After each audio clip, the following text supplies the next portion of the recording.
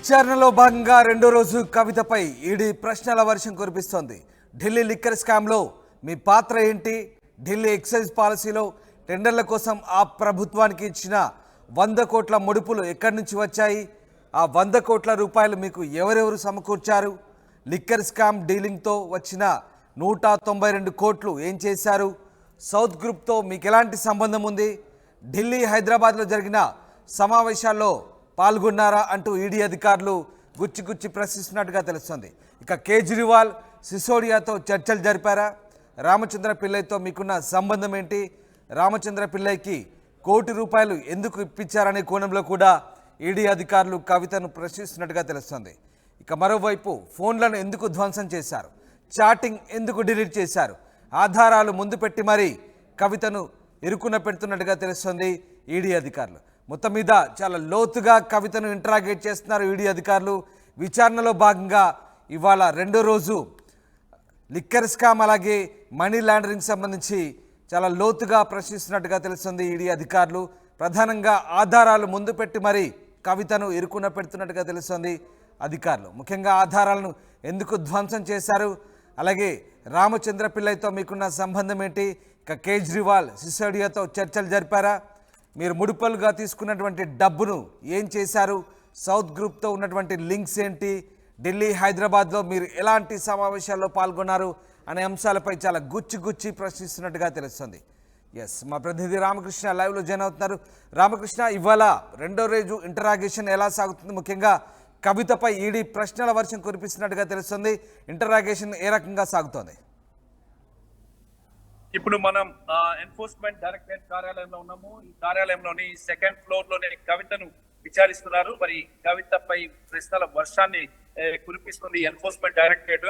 మరి దాదాపుగా joint director నేతృత్వంలోని 7 సభ్యుల టీం కవితకి ప్రశ్నలు కురిపిస్తుంది. దాదాపుగా 20 ప్రశ్నలు ఈ రోజు కవిత ముందు పెడుతున్నట్లు సమాచారం ఉంది. దాదాపుగా కూడా చూసినట్లయితే ఈ లిక్కర్ స్కామ్ లో అరవింద్ కేజ్రీవాల్ కి మీకు ఉన్న సంబంధం ఏంటి? అరవింద్ కేజ్రీవాల్ కి ఆప్ నేతకి ఎవరికి డబ్బులు మీరు ముట్ట చెప్పారు? 100 కోట్ల రూపాయల డబ్బును మీరు ఎవరికి ఇచ్చారు?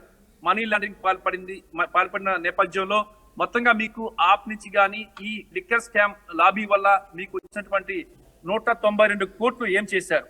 ఈ డబ్బు అంతా ఏ కంపెనీలకు వెళ్ళింది? ఏ కంపెనీల్లో పెట్టుబడి పెట్టారు అనేది ప్రధానంగా ఇక్కడ ప్రశ్నల వర్షం కురిపిస్తుంది రామదాస్.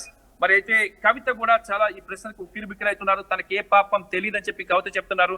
మరి దాదాపుగా ఒక్కసారిగా కవిత చుట్టూ 7 సభ్యుల బృందం, ఎన్ఫోర్స్మెంట్ డైరెక్టరేట్ బృందం కవితను ప్రశ్నిస్తున్నప్పటికీ కవిత మాత్రం చాలా ఉక్కిరిబిక్కిరైతున్నట్లు సమాచారం అందుతోంది. మరి ఇప్పటికే ఈ ఎన్ఫోర్స్మెంట్ డైరెక్టరేట్ వాళ్ళు టీమ్స్ వేస్తున్న ప్రశ్నని ఎలా డీల్ చేయాలి అనే అంశానికి సంబంధించి లాయర్ల బృందం అలాగే కేటీఆర్, హరీష్ రావు గత రాత్రి కవితను కలిసి ఆమెకి కొంత వివరంగా చెప్పడం జరిగింది, గైడెన్స్ ఇవ్వడం జరిగింది.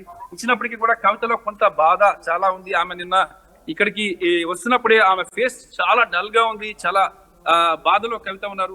తనకి ఏ పాపం తెలియదు, తనకి లిక్కర్ స్కామ్ ను అనవసరంగా తన్ను దీన్ని ఇరికించారని చెప్పేసి కవిత చెప్తుంది. ఎక్కడా కూడా తన మనీ లాండరింగ్ పాల్పడలేదని చెప్తుంది.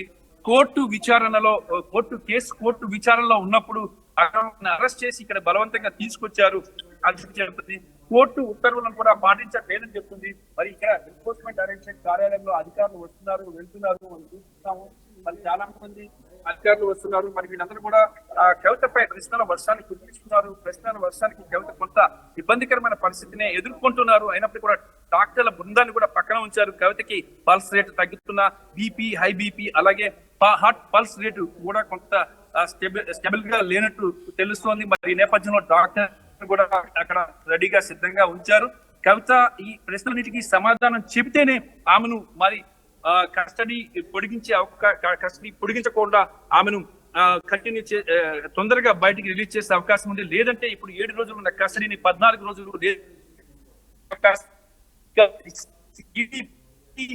పాటు దాదాపు ఇక్కడికి ఇదే ఈడీ ఆఫీస్ కి మనం ఉన్నాం. ఈడీ ఆఫీస్ కి అరవింద్ కేజ్రీవాల్ కూడా తీసుకొచ్చి ఇక్కడే విచారించాలని చెప్పేసి కూడా భావిస్తుంది ఎన్ఫోర్స్మెంట్ డైరెక్టరేట్.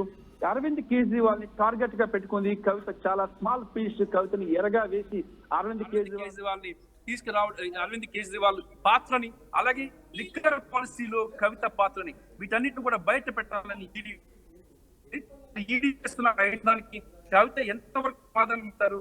పాటు అరుణ్ రామచంద్రపల్లి, భరత్ చంద్రారెడ్డి, ఇక మిగతా మాగుంట శ్రీనివాసన్ రెడ్డి, వీళ్ళందరినీ కూడా తీసుకొస్తారు. ఇక్కడికి తీసుకొచ్చి కవిత ముందు కూర్చోబెట్టి ప్రశ్నల వర్షాన్ని కురిపిస్తారు. విడివిడిగా అలాగే కంబైన్డ్ గా రెండు విధాలుగా కూడా ప్రశ్నలు కురిపిస్తారు. ఎవరు నిజం చెప్తున్నారు, ఎంతవరకు వీళ్ళు చెప్పే సమాధానంలో నిజం ఉంది అనే దానికి సంబంధించి కూడా గట్టిగా విచారణ జరిగే అవకాశం, చాలా డీప్ గా విచారణ జరిగే అవకాశం అయితే కనిపిస్తుంది.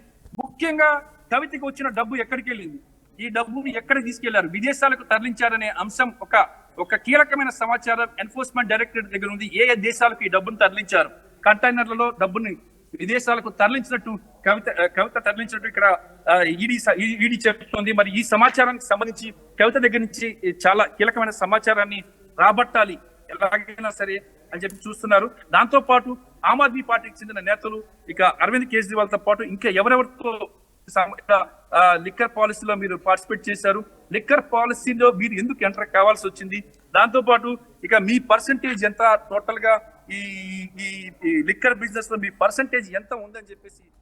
ఇక మనం ఇప్పుడు ఢిల్లీలోని ఎన్ఫోర్స్మెంట్ డైరెక్టరేట్ ఆఫీస్ లో ఉన్నాము. ఎమ్మెల్సీ కవితను ఇక్కడే ఈ ఎన్ఫోర్స్మెంట్ డైరెక్టరేట్ ఆఫీస్ లోనే ఇంట్రాగేషన్ చేస్తున్నారు. మనం చూస్తున్నాము, ఇది ఎన్ఫోర్స్మెంట్ డైరెక్టరేట్ ఆఫీసు.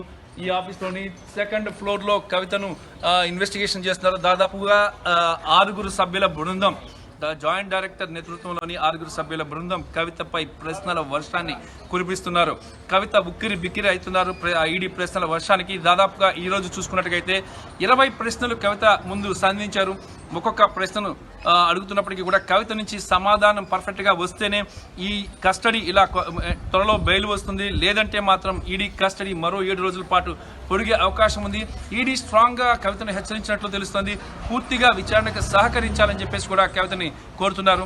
మరి కవిత సహకరిస్తారా? కవిత సహకరిస్తేనే ఈ విచారణను తొందరగా పూర్తి చేసి ఆమెకు బెయిల్ మీద ఆమె బయటకు వచ్చే అవకాశం అయితే ఉంది. అయితే కవిత స్ట్రాంగ్ గా అబ్జెక్షన్ చేస్తున్నారు. ఇది అక్రమ అరెస్టు, సుప్రీంకోర్టులో కేసు ఉండగానే తనని అరెస్ట్ చేశారు. అయితే సమన్లు జారీ చేసినప్పుడు కూడా ఎటువంటి పరిస్థితుల్లో కూడా అరెస్టు చేయమని చెప్పి సుప్రీంకోర్టుకి చెప్పిన ఈడీ ఈ రోజు అరెస్ట్ చేసి అక్రమంగా ఇక్కడ తీసుకొచ్చారని చెప్పి కవిత ఒకటే మాటను చెప్తున్నారు. ఇప్పటిదాకా మనకు వచ్చిన సమాచారం ప్రకారం చూసుకుంటే ఇది అక్రమ అరెస్టు, తన ప్రమేయం ఏమీ లేదు అని కవిత స్ట్రాంగ్ గా బల్లగుద్ది చెప్తున్నారు. ఇది కావాలని ఇరికించారు అని చెప్పేసి ఆమె చెప్తున్నారు. అయినప్పటికీ కూడా ఈడీ కొన్ని ప్రశ్నలు సంధించారు. మొత్తం డబ్బు దీంట్లో దాదాపుగా ఈడీకున్న సమాచారం ప్రకారం అయితే దాదాపుగా 350 కోట్ల రూపాయల డబ్బు ఇప్పటిదాకా మనీ లాండరింగ్ జరిగింది. ఈమె బెనిఫిట్ పొందారు. కొంత డబ్బును విదేశాలకు తరలించారు అని చెప్పేసి కూడా ఈడీ ప్రశ్నించినట్లు తెలుస్తోంది. మరి విదేశాలకు ఏ దేశాలకు తరలించారు డబ్బును, ఆ సమాచారం మిమ్మల్ని ప్రధానంగా కోరారు. దాంతోపాటు ఇక ఈ దీనిలో ఇప్పటిదాకా ఈడీ దగ్గర కొంత సమాచారం ఉంది. ఈమె ఇప్పటిదాకా మీటింగ్స్ ఎక్కడెక్కడ మీటింగ్స్ పెట్టారు, అలాగే చాట్ కానీ ఆమె చేసిన వాట్సాప్ చాట్ కానీ, దాంతోపాటు ఫోన్లో దొరికిన సమాచారాన్ని బేస్ చేసుకొని ప్రశ్నలు కురిపిస్తున్నారు. ఇక అరవింద్ కేజ్రీవాల్ పాత్ర ఎంత ఉంది, అరవింద్ కేజ్రీవాల్కి మీకు ఉన్నటువంటి ఈ మనీ ట్రాన్సాక్షన్ ఏమేమి జరిగాయి అని అరవింద్ కేజ్రీవాల్ డైరెక్ట్ గా మీతో మాట్లాడారా? మీరు ఎక్కడ కలుసుకున్నారు అరవింద్ కేజ్రీవాల్ని? ఇంకా ఈ లిక్కర్ స్కామ్ సంబంధించి పాలసీ రూపొందించినప్పుడు విధానపరమైన నిర్ణయాల్లో మీరెందుకు జోక్యం చేసుకోవాల్సి వచ్చింది అని కవితను ప్రశ్నించారు. మరి దాంతోపాటు ఈ పాలసీ రూపకల్పనలో టోటల్ గా కూడా కవిత ప్రమేయమే ఉంది, ఢిల్లీ సర్కార్ ప్రమేయం లేదు. కవిత సూచించిన మేరకే పాలసీని రూపొందించారు, లిక్కర్ పాలసీని. ఈ విషయంలో ఈ పాలసీ ఏం రూపొందించారు, హిడెన్ పాలసీ ఏముంది లోపల అనేది కూడా ప్రధానంగా ఈడీ ప్రశ్నిస్తుంది. మరి ఈడీ ప్రశ్నలకు కవిత సమాధానం చెప్పాల్సి ఉంటుంది. కవిత సరైన సమాధానం చెప్తేనే ఆమెకు కొంత ఊరట కలిగే అవకాశం ఉంది, లేదంటే మాత్రం ఆమెకు కస్టడీని పొడిగించే అవకాశం ఉంది. మరొక కీలకమైన అంశం ఏంటంటే విదేశాలకు బాధితున్న మనీని తరలించారు అనేది ఇక్కడ ప్రధానమైన ఆరోపణ వస్తుంది కవిత మీద. ఈ అంశానికి సంబంధించి ఇప్పుడే ఇంటర్పోల్ నుంచి కానీ విదేశాల నుంచి కూడా కొంత సమాచారాన్ని ఈడీ సేకరించింది. ఆ సమాచారానికి సంబంధించి కవిత నుంచి ఎలాంటి సమాధానము రాలేదని తెలుస్తుంది. తనకు ఎలాంటి పాపము తెలియదు, తను ఏం చేయలేదు, తన ప్రమేయమే లేదని కవిత బోరున విలపిస్తున్నట్లు సమాచారం. ఏది ఏమైనా సరే ఈడీ మాత్రం ఈ రోజు స్ట్రాంగ్ గా కవితని ఇరికించాలని ప్రయత్నం చేస్తుంది. దాంతోపాటు కవితకు ముఖ్యంగా అరవింద్ కేజ్రీవాల్ ఆప్ అధినేత అరవింద్ కేజ్రీవాల్ టార్గెట్ గా పెట్టుకున్నటువంటి ఈడీ కవితను వలవేసి కవితను ఎరగా వేసి మొత్తం అరవింద్ కేజ్రీవాల్ ఇక్కడికి రప్పించే ప్రయత్నం చేసింది. కవిత ఇచ్చే వాంగ్మూలను బేస్ చేసుకొని అరవింద్ కేజ్రీవాల్ ని ఢిల్లీ ముఖ్యమంత్రి అరవింద్ కేజ్రీవాల్ ని అరెస్ట్ చేసేందుకు కూడా ఈడీ పక్కా ప్లాన్ తో ముందుకి ఉన్నట్టు సమాచారం అందుతోంది. ఈ రోజు రేపు కవితను విచారించిన తర్వాత కవిత ఇచ్చే